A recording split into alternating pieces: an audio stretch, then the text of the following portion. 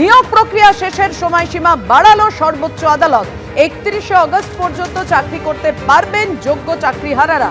2025-এর 31শে ডিসেম্বরের বদলে সময়সীমা বেড়ে 2026-এর 31শে অগস্ট, অর্থাৎ 8 মাস বাড়ল নিয়োগ প্রক্রিয়া শেষের সময়সীমা। কথা বলবো, আমাদের সঙ্গে রয়েছেন আমাদের প্রতিনিধি সৌভিক মজুমদার। সৌভিক, অবশ্যই যোগ্য চাকরিহারারা তাহলে সাময়িক স্বস্তিতে।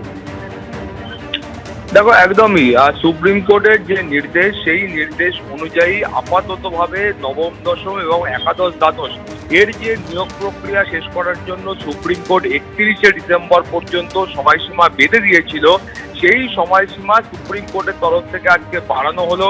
আগামী 31শে আগস্ট 2026 পর্যন্ত এই সময়সীমা বাড়লো। অর্থাৎ এই 8 মাসের মধ্যে এই যে নতুন যে নিয়োগ প্রক্রিয়া, সেই নিয়োগ প্রক্রিয়া শেষ করতে হবে এবং এই নতুন নিয়োগ প্রক্রিয়া শেষ না হওয়া পর্যন্ত যে যোগ্য চাকরিহারারা রয়েছেন এবং যারা সুপ্রিম কোর্টের নির্দেশেই চলতি বছরের 31শে ডিসেম্বর পর্যন্ত বিভিন্ন স্কুলে তারা শিক্ষকতা করছেন এবং বেতন পাচ্ছেন, তারা তাদের কাজ চালিয়ে যেতে পারবেন। অর্থাৎ যোগ্য শিক্ষকরা বা নির্দিষ্টভাবে অযোগ্য বলে চিহ্নিত না হওয়া শিক্ষকরা তারা আগামী 31শে আগস্ট 2026 পর্যন্ত স্কুলে যেতে পারবেন এবং তারা চাকরি করতে পারবেন এবং তাদেরকে বেতনও দিতে হবে।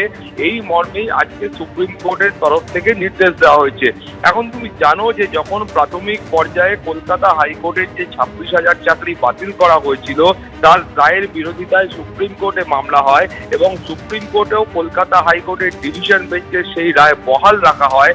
তারপরে আমরা দেখতে পেয়েছিলাম মধ্যশিক্ষা পর্ষদের তরফের আইনজীবীরা ফের তারা সুপ্রিম কোর্টের দ্বারস্থ হন এবং সুপ্রিম কোর্টের কাছে তাদের সেই সময় বক্তব্য ছিল, এই যে বিপুল সংখ্যক শিক্ষকদের চাকরি বাতিল করা হয়েছে, তাদের প্রত্যেককে যদি এই মুহূর্তে স্কুলগুলি থেকে তুলে নেওয়া হয়, সেক্ষেত্রে যে পঠন পাঠন রয়েছে সেই পঠন পাঠন ব্যাহত হবে এবং এছাড়াও তারা বলছিলেন যে পশ্চিমবঙ্গের শিক্ষা ব্যবস্থার ক্ষেত্রে একটা অব্যবস্থা তৈরি হয়ে যাবে এবং সেখানে স্কুলে পড়ানোর মতো শিক্ষক পাওয়া সম্ভব হবে না। এই যুক্তিতে তারা সুপ্রিম কোর্টের দ্বারস্থ হয়েছিলেন। ফলে সুপ্রিম কোর্টের তরফ থেকে সেই সময় যে নির্দেশ ছিল, সেই নির্দেশে বলা হয়েছিল যে যেমনটা আগের নির্দেশে তারা বলেছিলেন যে এই নিয়োগ প্রক্রিয়া 31শে ডিসেম্বরের মধ্যে শেষ করতে হবে, সেটা ঠিক সেরকমই থাকবে।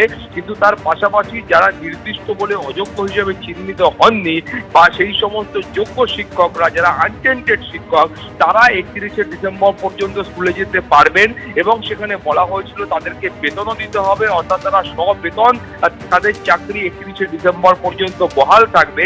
এই মর্মে সুপ্রিম কোর্টের তরফ থেকে নির্দেশ দেওয়া হয়। সুপ্রিম কোর্ট সেই সময় বলেছিলেন তারা শুধু এই শিক্ষা ব্যবস্থার কথা ভেবে এবং শিক্ষকদের তারা স্কুলে যাওয়ার অনুমতি দিচ্ছেন, কিন্তু তারা যে অশিক্ষক কর্মীদের বিষয়টা সেই সময় সুপ্রিম কোর্ট কোনো রকম ভাবে হস্তক্ষেপ করেননি। ফলে তুমি বুঝতেই পারছো যে সেই সময়ও যে যুক্তি ছিল মধ্যশিক্ষা পর্ষদের, সেই যুক্তি এখনো রয়েছে যে একেবারে এই সময় যে নিয়োগের যে প্রক্রিয়া চলছে সেইটা শেষ করার জন্য কমপক্ষে জুন মাসটা পুরো লাগবে।